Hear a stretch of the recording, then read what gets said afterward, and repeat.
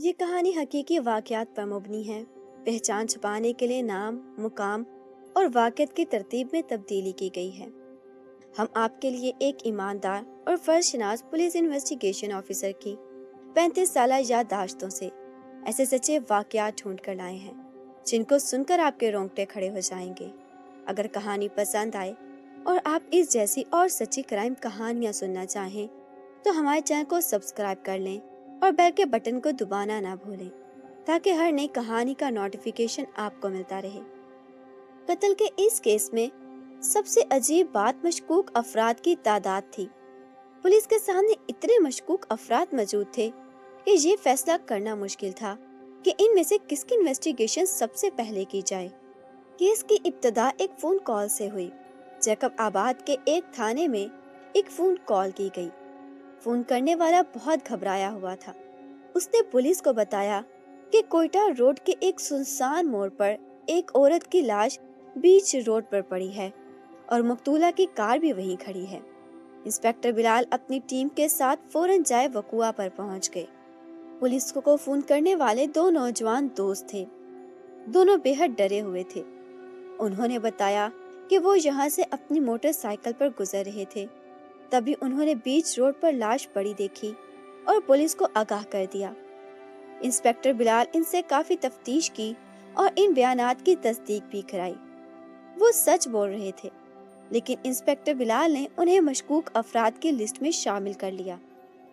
خاتون کی لاش گاڑی سے 10-20 قدم کے فاصلے پر روڈ کے بالکل بیچ میں پڑی تھی۔ اس کے پیٹ میں چاقو کے کئی وار کیے گئے تھے۔ لگتا تھا قاتل نے شدید اشتعال کے عالم میں اس پر وار کیے ہیں۔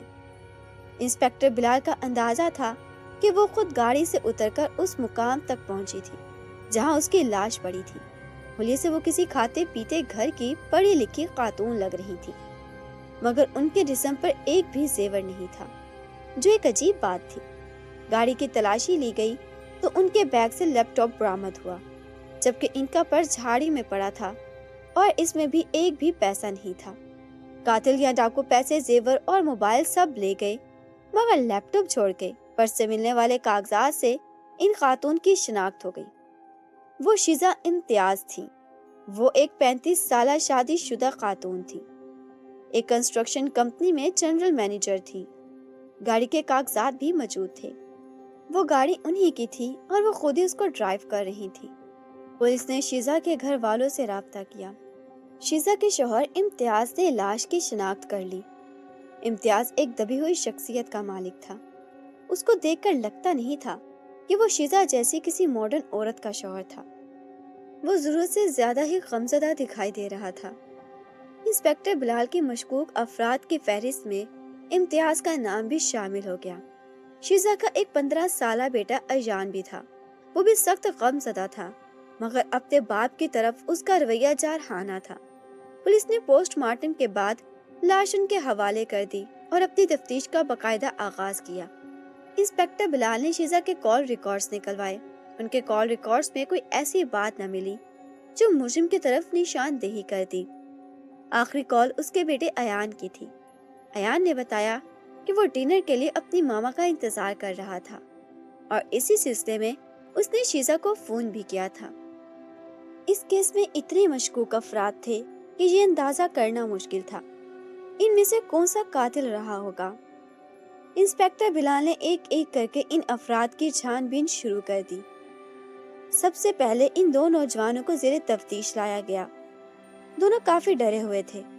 ان کے گھر کی تلاشی لی گئی اور اس تلاشی میں ان کے گھر سے شیزہ کا موبائل، زیور اور پیسے برآمد کر لیے گئے۔ انہوں نے بتایا کہ انہوں نے پہلے شیزہ کی لاش پر سے زیورات اتارے تھے اور اس کے پرس سے پیسے اور فون بھی نکال لیا تھا۔ اس کے بعد پولیس کو فون کیا۔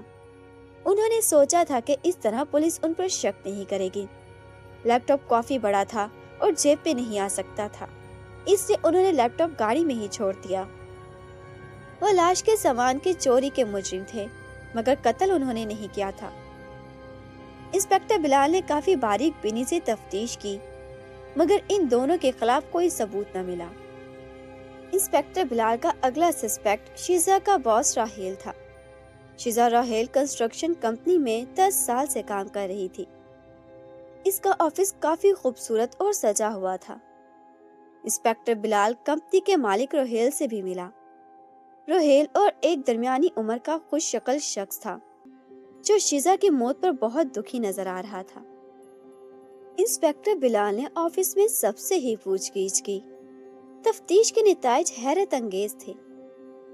شیزا کا اپنے باس کے ساتھ خاصا قریبی تعلق تھا۔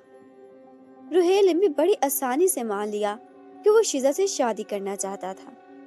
اس نے بتایا کہ شیزا بھی تقریباً راضی ہی تھی، مگر امتیاز نے ایان کو اس معاملے میں انوالو کر لیا۔ شیزا اپنے بیٹے سے بہت محبت کرتی تھی اور اس کے خلاف نہیں جانا چاہتی تھی، اس لیے ان کی شادی کا معاملہ بیچ میں ہی اٹک گیا تھا۔ روہیل نے بتایا کہ امتیاز کو صرف اپنے عیش و آرام کی پرواہ تھی۔ اس کو شیزا اور راہیل کے تعلقات پر قطعی کوئی اعتراض نہ تھا۔ انسپیکٹر بلال کو روہیل کے خلاف بھی کوئی ثبوت نہیں ملا۔ دوران تفتیش یہ بات سامنے آئی کہ شیزا کی وجہ سے روہیل کی پہلی شادی ختم ہو گئی۔ اس کی بیوی ماریا، بیٹی الینا اور بیٹے سجاد کے ساتھ دبئی شفٹ ہو چکی تھی۔ ماریا کو اس سارے کیس کے بارے میں کچھ علم نہیں تھا۔ انسپیکٹر بلال کو ماریا کے خلاف بھی کوئی ثبوت نہ مل سکا۔ روہیل اور اس کی کمپنی پر شیزا کا بہت کنٹرول تھا۔ شیزا کا فیصلہ ہی آخری فیصلہ ہوتا تھا۔ ملازمین اس سے ڈرتے تھے اور کئی ملازمین تھے جنہیں اس نے مختلف وجوہات کی بنا پر نوکری سے نکالا تھا۔ حال ہی میں اس نے ارسلان کو بھی نوکری سے نکالا تھا۔ ارسلان کو کمپنی کے مخالفین سے تعلقات بڑھانے کے جرم میں نوکری سے نکالا گیا تھا۔ انسپیکٹر بلال نے ارسلان سمیت ان افراد کی فہرست مرتب کر لی جو کسی نہ کسی حوالے سے شیزا سے نفرت کرتے تھے۔ ایسے افراد کی فہرست کافی طویل تھی، مگر ثبوت نہ ہونے کی وجہ سے ایک ایک کر کے سب نام شک کے دائرے سے باہر نکل گئے۔ انسپیکٹر بلال نے شیزا کے شوہر کے بارے میں تفتیش کی، جس سے کئی حیران کن انکشافات سامنے آئے۔ شیزا کا شوہر امتیاز ایک انتہائی غیر ذمہ دار اور بے حس انسان تھا۔ وہ کوئی کام نہیں کرتا تھا۔ گھر کا سارا خرچ شیزا اٹھاتی تھی۔ وہ مزے سے گھر پر ٹی وی دیکھتا یا محلے کے لوگوں سے گپ شپ لڑاتا تھا۔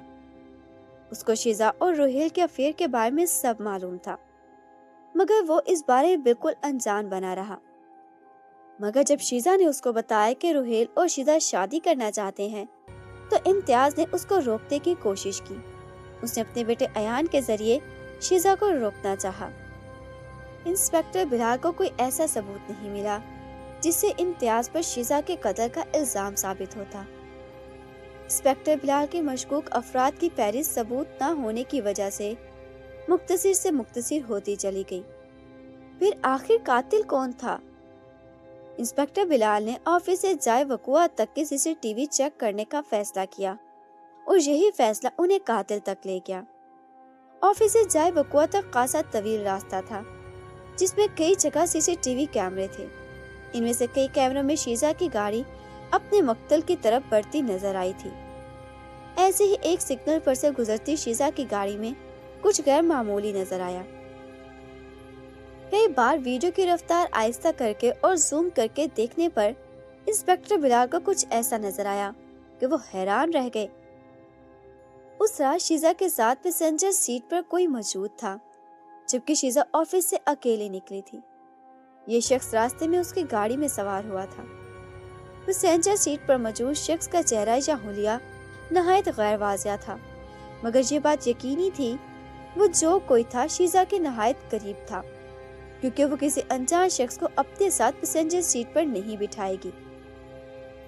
شیزا کے قریبی افراد میں اس کا بیٹا ایان، شوہر امتیاز اور روہیل اور چند قریبی دوستوں کے نام تھے۔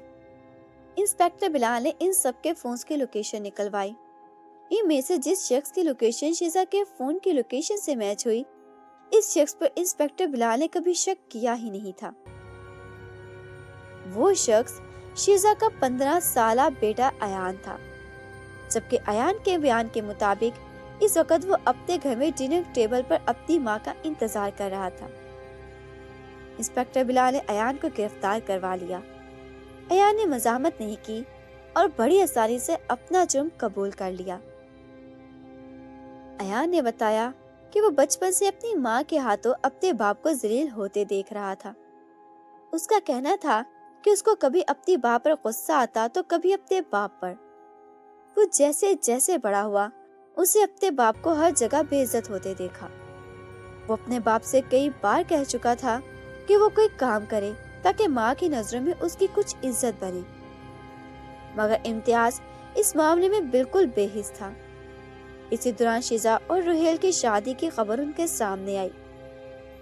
اس خبر نے اس کے اندر غصے اور نفرت کا جوالا مکھی بھڑکا دیا۔ ایان نے شیزا سے اس بارے میں بات کرنے کی کوشش کی، مگر شیزا نے اس کو بچہ کہہ کر خاموش کر دیا۔ شیزا نے امتیاز کو بھی خوب ذلیل کیا کیونکہ اس نے ایان کو یہ سب بتایا تھا۔ اس رات شیزا نے امتیاز کو واضح لفظوں میں بتا دیا کہ وہ جلد اس کو چھوڑ کر روہیل سے شادی کر لے گی۔ ایان کا غم و غصہ حد سے بڑھتا جا رہا تھا۔ پھر ایان نے شیزا سے دو ٹوک بات کرنے کا فیصلہ کیا۔ ایان شیزا کو فون کر کے بیچ راستے سے اس کی گاڑی میں بیٹھ گیا۔ اسے چاقو اپنی جیکٹ کی جیب پہ چھپا لیا۔ راستے میں شیزا نے ایان کو روہیل کی خوبیوں کے بارے میں بتایا تو ایان کا خون کھول اٹھا۔ جائے وقوع تک پہنچتے پہنچتے ایان کا غصہ آسمان کو چھونے لگا۔ اس نے شیزا سے گاڑی رکروائی اور گاڑی کے سامنے کھڑے ہو کر چاقو نکال لیا۔ شیزا کو لگا کہ وہ خود کو نقصان پہنچا لے گا۔ شیزا گھبرائی ہوئی گاڑی سے اتری اور ایان کے پاس پہنچی۔ ایان بار بار کہتا رہا کہ آپ کو روہیل یا مجھ میں سے کسی ایک کا انتخاب کرنا ہوگا۔ شیزا اس کو کہتی رہی کہ گھر چلو، ہم بیٹھ کر بات کریں گے۔ ایان اپنی ماں کے منہ سے صرف یہ سننا چاہتا تھا کہ میرا انتخاب تم ہو، مگر شیزا نے یہ نہیں کہا۔ اسی وحشت میں ایان نے شیزا پر چاقو کے پیٹ در پہ وار کرنا شروع کر دیے۔ شیزا سڑک پر گر پڑی۔ ایان اس کو وہیں چھوڑ کر جھاڑو سے ہوتا ہوا روڈ پر آیا، وہاں سے ٹیکسی کی اور گھر واپس آ گیا۔ ایان پھوٹ پھوٹ کر رو رہا تھا۔ انسپیکٹر بلان کو ایان سے بہت ہمدردی محسوس ہو رہی تھی۔ وہ اس وقت ایک چھوٹے سے بچے کی طرح سہما ہوا تھا، مگر اس نے بہرحال ایک بہت بڑا جرم کیا جس کی سزا اس کو ساری عمر بھگتنی تھی۔ ماں باپ اپنے آپس کے معاملات میں اتنے الجھ جاتے ہیں کہ انہیں احساس ہی نہیں ہوتا کہ ان کے معصوم بچوں پر اس سب کا کیا اثر ہوگا۔ والدین کی غفلت و لاپرواہی بچوں کو جرم کے راستوں پر لے جاتی ہے، جس کا انجام سب کو ہی بھگتنا پڑتا ہے۔